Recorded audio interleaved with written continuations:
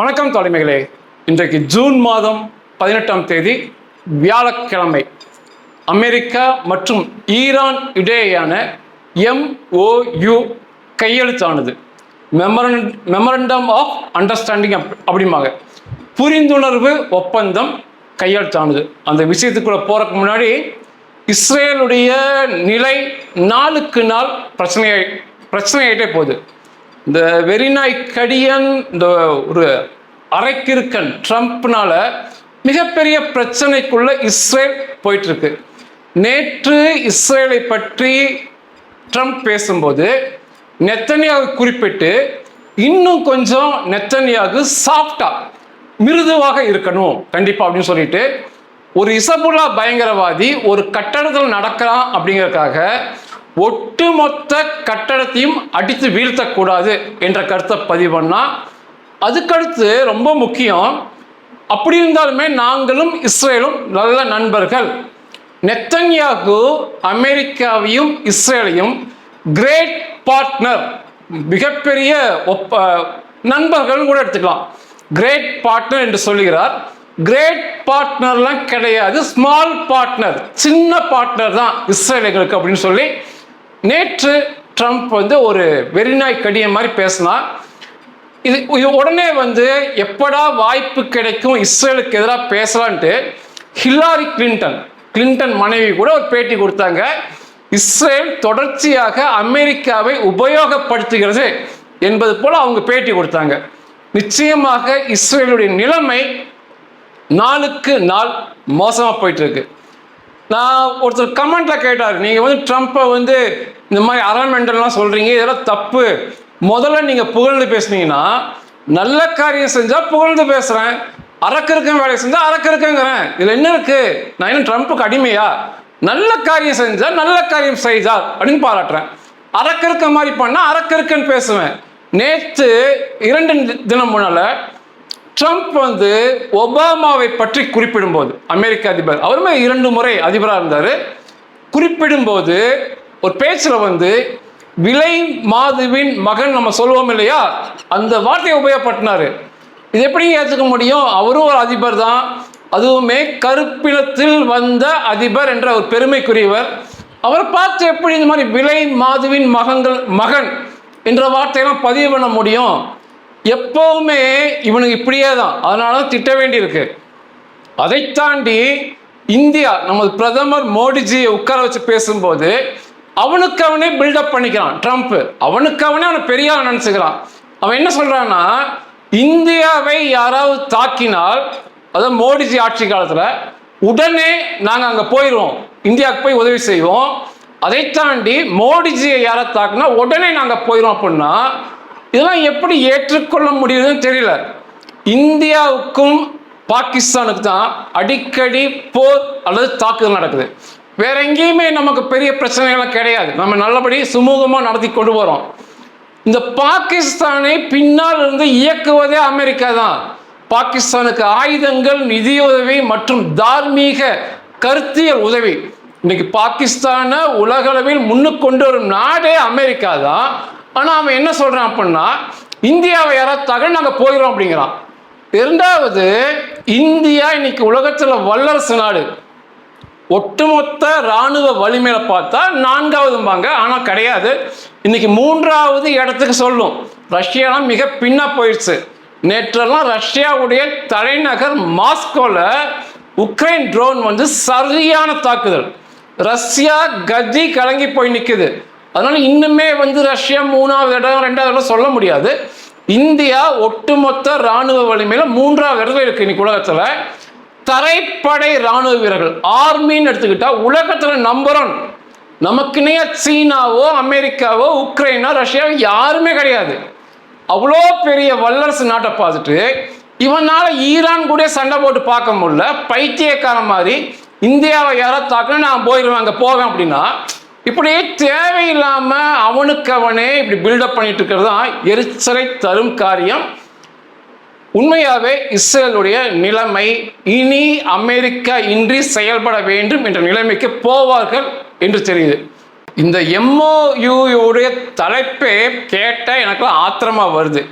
America ஐக்கிய நாடுக்கும் Iran இஸ்லாமிய குடியரசுக்கும் இடையே இஸ்லாமாபாத் புரிந்துணர்வு ஒப்பந்தம். இதுதான் இந்த ஒப்பந்தத்தோட தலைப்பு. இஸ்லாமாபாத்துங்கிறது எனக்கு கேட்கும் போதே இவன்லாம் ஒரு நாடு, இவன்லாம் ஒரு பஞ்சாயத்து பண்றான் அப்படின்னு நினைக்கும் போதே அமெரிக்கா மேலதான் அந்த கோபம் பூரா திரும்புது. அப்போ அவன திட்டம் என்ன பண்றது? 14 அம்ச திட்டத்தை வெளியிட்டிருக்காங்க.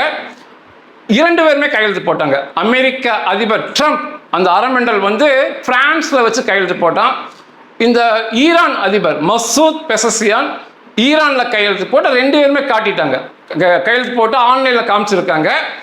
வெள்ளிக்கிழமையிலிருந்து 60 நாள் சுவிட்சர்லாந்துல ஜெனீவால உட்கார்ந்து 3 தரப்பு பாகிஸ்தான், அமெரிக்கா, ஈரான் உட்கார்ந்து இதில் உள்ள அந்த அம்சங்களை பேசி செயல்பாட்டு வடிவத்தில் இந்த 60 நாள்ல கொண்டு வந்து அதுக்கப்புறம் ஐக்கிய நாட்டு சபைகளுக்கு கொண்டு போய் ஐக்கிய நாட்டு சபைகள் அந்த தீர்மானம் பாதுகாப்போட இது சட்டமாக நிறைவேற போகுது. வெள்ளிக்கிழமையில அங்க பேசுறாங்க. 14 அம்ச திட்டம் இது யாருக்கு வெற்றி யாருக்கு தோல்வி அப்படின்னு பார்த்தா 60 நாள் எந்தவித இராணுவ தாக்குதலுமே அமெரிக்கா, ஈரான், இஸ்ரேல், லெபனான் இடையே நடக்கவே கூடாது. எந்தவித தாக்குதலுமே இன்னையிலிருந்து கணக்கில் வருது. எந்தவித தாக்குதலும் நடத்தக்கூடாது. நிரந்தரமாக இந்த சண்டை முடிவுக்கு வரணும். லெபனானுக்கும் சேர்ந்து இந்த சட்டம் பொருந்தும். அப்படி பார்க்கும்போது இனிமேல் லெபனான்ல இஸ்ரேல் இராணுவம் தாக்குவது, அங்கே இருப்பது 32 இஸ்ரேல் இராணுவ வீரர்கள் உயிரை கொடுத்து அந்த இடத்தை பிடித்தது எதுவுமே இருக்காது. முதல்ல. இரண்டாவது அவரவர் உள்நாட்டு விவகாரங்கள்ல வெளிநாடுகள் தலையிடக்கூடாது. இப்போ ஈரான்ல அந்த ரெஜிம் இருக்கு, லெபனான்ல இசபுல்லா பயங்கரவாதி இருக்கான், அதெல்லாம் உள்நாட்டு பிரச்சனைகள். அதுல போய் அமெரிக்காவோ இஸ்ரேல தலையிடக்கூடாது. லெபனானுக்குள்ள இசபுல்லா இருந்துட்டு போறான், அது லெபனான் பிரச்சனை. அதை தாண்டி இஸ்ரேல் மீது தாக்குதல் நடத்தினா மட்டும்தான் இஸ்ரேல் பார்க்க வேண்டும். அதனால அடுத்த உள்நாட்டு பிரச்சனையில இன்னொரு நாடு, இந்த 4 நாடுகளுக்குள்ள தலையிடக்கூடாது. உடனடியாக கப்பற்படை முற்றுகை அமெரிக்கா வச்சிருக்கிறது இல்லையா, அது வெளியே கொண்டு போகணும். 30 நாட்குள்ள இந்த 60 நாள் பேசுறாங்க. 30 நாள்லயே அந்த கப்பல் படை முற்றுகை முற்றாக இருக்கக்கூடாது. அப்புறம் இந்த ஹொர்மோஸ் ஜலசந்தி இந்த வருகின்ற 60 நாள் அவங்க சுவிட்சர்லாந்துல உட்கார்ந்து பேசுற 60 நாள் மட்டுமே இலவசமாக அனைத்து நாடுகளும் உபயோகப்படுத்திக்கலாம்.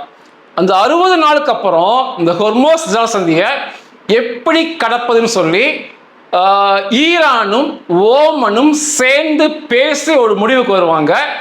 ஒவ்வொரு முறை தாண்டும் போதும் டோல் சுங்க வரி இல்லாட்டியுமே இன்சூரன்ஸ் காப்பீடு என்ற பெயர்ல ஒரு தொகையை கப்பல் கம்பெனிகள் ஈரானுக்கும் ஓமனுக்கும் சேர்ந்து கொடுத்து விட்டு அந்த பகுதியை கடந்து போலாம், உள்ள போலாம். பாதுகாப்பை ஈரானும் ஓமனும் உறுதி செய்வார்கள். இது ஹொர்மோஸ் ஜலசந்தி பிரச்சனை 60 நாட்களுக்கு மட்டும் இலவசமா போய்க்கலாம். ஈரானை புனரமைப்பதற்கு மேம்படுத்துவதற்கு 300 பில்லியன் அமெரிக்கா டாலர் அளவிலான தொகையை அமெரிக்காவும் அந்த அண்டை இருக்கின்ற அரபு நாடுகளும் சேர்ந்து கொடுப்பாங்க. பிசினஸ் இன்வெஸ்ட்மெண்ட் பண்ணுவாங்க. ஈரான் அனைத்து எண்ணெய் வியாபாரம், அவங்ககிட்ட எண்ணெய் எவ்வளோ இருக்கோ உலக நாடுகள் பூரா இனி வியாபாரம் பண்ணுவாங்க. எந்த வித தடைகளும் இல்லை. அமெரிக்கா வங்கிகள் எந்தவித வங்கிகள் மூலமாக தடைகளை கொண்டு வராது. அமெரிக்கா பிடித்து வைத்திருக்கின்ற சொத்துக்கள், ஈரானுடைய சொத்துக்கள், ஈரானுடைய பணங்கள் எல்லாமே விடுவிக்கப்படும். ஆக மொத்தம் பொருளாதாரத்தில் ஈரான் மேம்பட மிகப்பெரிய அளவுல அமெரிக்கா உதவி செய்யும், இந்த அரபு நாடுகள் உதவி செய்யும், பணமா கொடுப்பாங்க. தடைகள் எதுவுமே இருக்காது. முன்ன கூட எண்ணெய் வியாபாரம் பண்ண சில தடைகள் இருந்துச்சு. எந்த தடையும் இல்லாம ஜெகஜோதியா ஈரான் கச்சா எண்ணெயும் எரிவாயும் வியாபாரம் செய்வாங்க. அது ஒண்ணு. இன்றைக்கு உள்ள நிலை இந்த அணுசக்தி தொடர்பாக தொடரும். அதாவது மின்சாரம் தயாரிப்பதற்கு, அணுசக்தி மின்சாரம் தயாரிப்பதற்கு ஈரான் யுரேனியத்தை உபயோகப்படுத்திக் கொள்ளலாம். யுரேனியத்தை செறிவூட்டலாம். மின்சார பயன்பாட்டிற்கு அளவுக்கு 5 அல்லது 6% செறிவூட்டி ஈரான் மின்சாரம் தயாரிக்கலாம். எந்த வித தடையும் அதுக்கு ஈரானுக்கு இல்லை. இந்த செறிவூட்டப்பட்ட யுரேனியம் 480 கிலோ என்ரிச்டு யுரேனியம் மற்றும் அவங்க கிட்ட இருக்க பிற யுரேனியம் 20% செறிவூட்டப்பட்ட யுரேனியம், அதை பற்றிலாம் இந்த 60 நாள் பேசுவாங்க.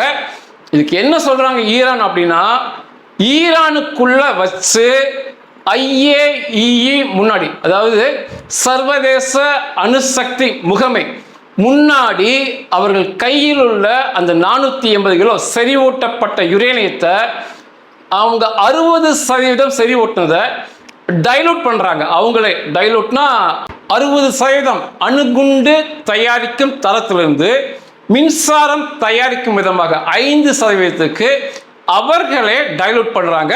அதை பார்க்கலாம், சர்வதேச அணுசக்தி முகமை பார்த்து கொள்ளலாம். ஒரு காலமும் ஈரான் அணுகுண்டு செய்யாது, அணுகுண்டு பிற நாடுகளிலிருந்து வாங்காது.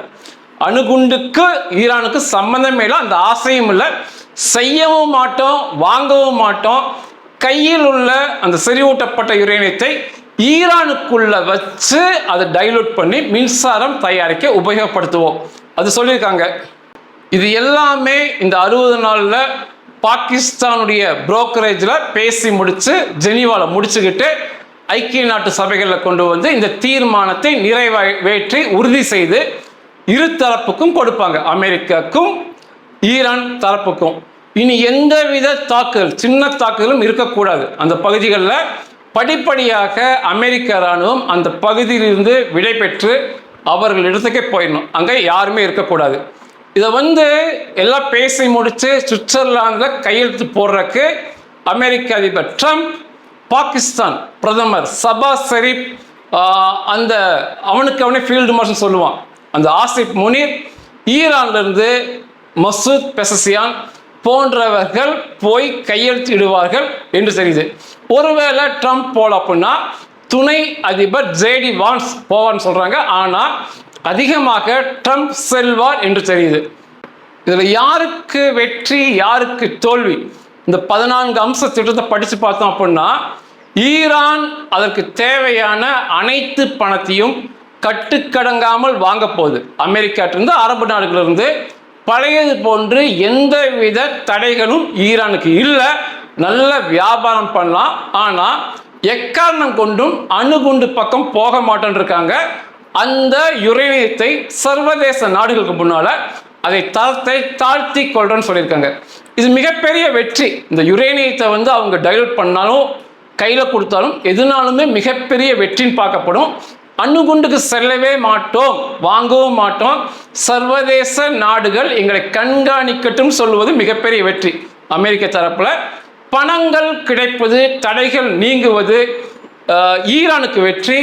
ஹொர்மோஸ் ஜலசந்தி திறக்கப்பட்டு அதில் காப்பீடு, இன்சூரன்ஸ்னு ஒரு பணம் வருது ஈரானுக்குனா, அதுவுமே மிகப்பெரிய வெற்றியாக ஈரான் பக்கத்தில் பார்க்க முடியும். இதுதான் அந்த 14 அம்ச திட்டத்தின் முக்கிய கருப்பொருள். இங்கே வந்தோம்னா இஸ்ரேல் பக்கம் வந்தாங்கன்னா, இன்றைக்கு நான் பேசுகிற வியாழக்கிழமை காலையில் இஸ்ரேலிய இராணுவ மாவீரர் லெபனானுக்குள் கொல்லப்பட்டிருக்கார். எந்த விதத்தில் கொல்லப்பட்டார் இன்னும் தகவல் வரல. இப்போதான் இந்த செய்தி வந்தது. 29 வயது அலெக்சாண்டர் ஃபிலின் அவருடைய பெயர். அவர் கொல்லப்பட்டிருக்காரு. நேற்று இஸ்ரேல் நடத்திய தாக்குதலில் 4 இஸ்புல்லா பயங்கரவாதிகள் லெபனானுக்குள்ள போய் கொல்லப்பட்டிருக்காங்க. இன்றைக்குமே பிடிக்கப்பட்ட பகுதிகளில் இஸ்ரேல் ராணுவ வீரர்கள் இருந்துகிட்டு தான் இருக்காங்க. அத்தனை இடத்துலையுமே இஸ்ரேல் ராணுவ வீரர்கள் இருக்காங்க. அதை மீறி அங்கிருந்து போன லெபனான் மக்கள் அந்த வீடுகளை இடித்தாலும் பரவாயில்ல, அந்த இடத்துக்கு தான் நாங்கள் வருவோம்னு சொல்லி அந்த மக்கள் வந்துகிட்டு இருக்காங்க. இஸ்புல்லா பயங்கரவாதி வரல, போன மக்கள் திரும்பி வந்துட்டு இருக்காங்க. அதை தாண்டி காசால இஸ்லாமிக் ஜிஹாத் பயங்கரவாதிகள் கொல்லப்பட்டிருக்கிறாங்க. லெபனானை விட்டு இஸ்ரேல் வெளிவருவது மிகப்பெரிய முட்டாள்தனம். ஆனால் வர சொல்றாங்க, இந்த சட்டப்படி வர சொல்லுது, வருவது மிகப்பெரிய முட்டாள்தனம். இந்த பீஃப்ரோட் கோட்டையை பிடித்தார்கள் இஸ்ரேல் இராணுவம் அப்படின்னு செய்தி நான் பேசியிருந்தேன். அந்த பீஃப்ரோட் கோட்டை என்பது மிக பழமை வாய்ந்தது, புனிதமானது, தொல்பொருள் ஆராய்ச்சி அதுக்கு கீழே வருவது. லெபனானுடைய தொல்பொருள் ஆராய்ச்சி அந்த அரசாங்க நிறுவனத்துக்கு கீழே வரதான் அந்த பீஃப் ரோட் கோட்டை, மிக பழையது. அதற்கு அடியில் ஒரு மிகப்பெரிய இசபுல்லா சுரங்கத்தை கண்டுபிடித்து அதை வீடியோவை பதிவு பண்ணி இஸ்ரேல் ராணுவம் கொடுத்துருக்காங்க. 48 வினாடிகள் ஓடும் பாருங்க.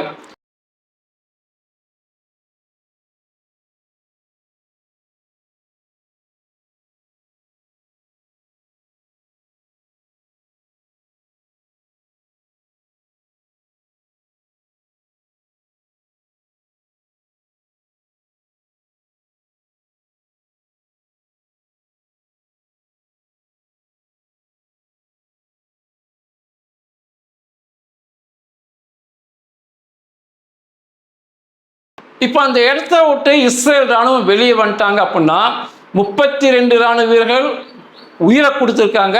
அதற்கு அர்த்தம் இல்லாமல் போகும்.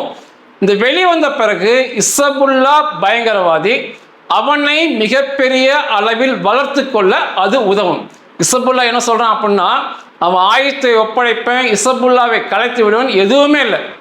அவன் இன்னைக்கு என்ன சொல்லியிருக்கான்னா, இந்த பேச்சுவார்த்தைகளை இசபுல்லாக்கு சம்பந்தம் இல்லை, சண்டை நிறுத்தத்தில் நாங்கள் கலந்துக்க மாட்டோம், நாங்கள் தொடர்ந்து சண்டை போடுவோம்னா இன்னைக்கு இசபுல்லா சொல்லியிருக்கான்.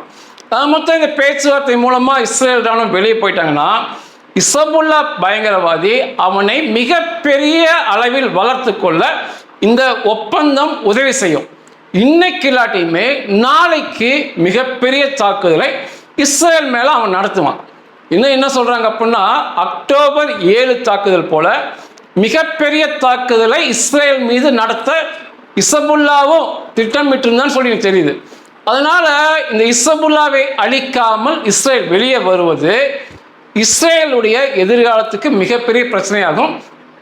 அதை தாண்டி இஸ்ரேல் என்ன சொல்றாங்க அப்படின்னா, ஈரான் இந்த 60 நாளை பயன்படுத்தி அணுகுண்டை நிச்சயமாக செய்யும். அவர்கள் அந்த யுரேனியத்தை டைலூட்லாம் பண்ண மாட்டாங்க.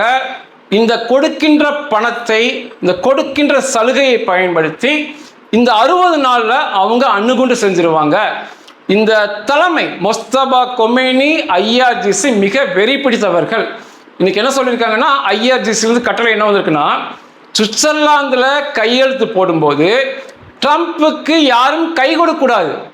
ட்ரம்ப்புக்கு மட்டுமல்ல, அமெரிக்கா அந்த ஆட்களோடு கை கொடுப்பது, கூட நின்று புகைப்படம் எடுப்பது தேச விரோதம் என்று சொல்லி ஐஆர்ஜிசி பதிவு பண்ணியிருக்காங்க. அவ்வளோ பெரிய வெறியோடு அவன் இருக்கான். அப்படி இருக்கிறவன் எப்படி இந்த யுரேனியத்தை டைலூட் பண்ணுவான்?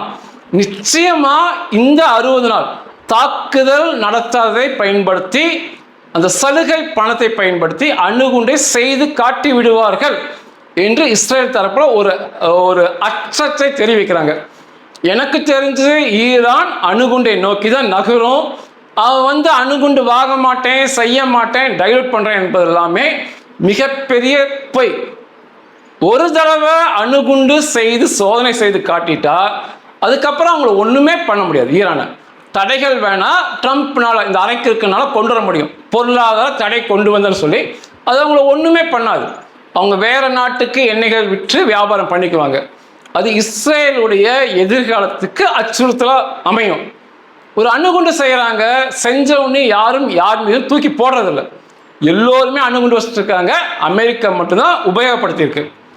ஆனா பயமுறுத்த முடியும். நாளைக்கு அணுகுண்டு ஈரான் செஞ்சுட்டாங்கன்னா இஸ்ரேல் போய் லெபனான் இசபுல்லா பயங்கரவாதி தாக்குனா தாக்கக்கூடாது, அணுகுண்டு போடுவேன்பா. ஹமாஸை தாக்கக்கூடாதுன்பா, ஹவுதியை தாக்கக்கூடாதுன்பா. தாக்கினால் அணுகுண்டோட ஏவுகணை வரும்னு சொல்லி பயமுறுத்திக்கிட்டே இருப்பானுங்க. இது ஒரு மிகப்பெரிய பிரச்சனை. ஒருவேளை அந்த வெள்ளிக்கிழமை வெறியேறி அணுகுண்டை போடுறதுக்குமே வாய்ப்பு இருக்கு. அதனால இஸ்ரேலுடைய எதிர்காலத்திற்கு இந்த 14 அம்ச திட்டம், இந்த கையெழுத்து, பாகிஸ்தானுடைய புரோக்கர் தனம் எல்லாமே பிரச்சனையாக தான் போகும். ஆனால் இஸ்ரேல் இதையெல்லாம் உணர்ந்து எல்லாவற்றிற்கும் தயாராக இருக்கிறார்கள் என்றுதான் தோன்றுது. நேற்று திரும்ப இஸ்ரேல் பிரதமர் சொல்லியிருக்காரு, நான் பிரதமராக இருக்கும் வரைக்கும் ஈரான் ஒரு காலம் அணுகுண்டு செய்ய முடியாதுன்னு சொல்லி பேசினாரு. அவர் பேசியதுக்கு அப்புறம் இஸ்ரேல் பிரதமர் பென்யமின் நெத்தன்யாகுவும் இஸ்ரேலுடைய இன்றைய மொசாத் தலைவரும் சந்தித்து பேசிய புகைப்படத்தை அவரே வெளியிட்டிருக்கார். அந்த மொசாத் தலைவரும் இஸ்ரேல் பிரதமரும் சந்தித்து பேசியது மிக முக்கிய நிகழ்வாக பார்க்கப்படுது. அதனால திரைமறைவில் ஈரான் எந்த தந்திரம் செஞ்சாலும் சரி, அதற்கு அந்த அரைக்கிருக்கன் ட்ரம்ப் மயங்கினாலும் சரி, அவர்கள் மீதான அந்த யுரேனியம் மீதான தாக்குதல் நிச்சயமாக நடக்கும் என்று நெத்தனியாக பேசியது, மொசாத் தலைவரை பார்த்து சந்தித்தது, இதெல்லாமே நமக்கு உணர்த்தும். நன்றிகள்.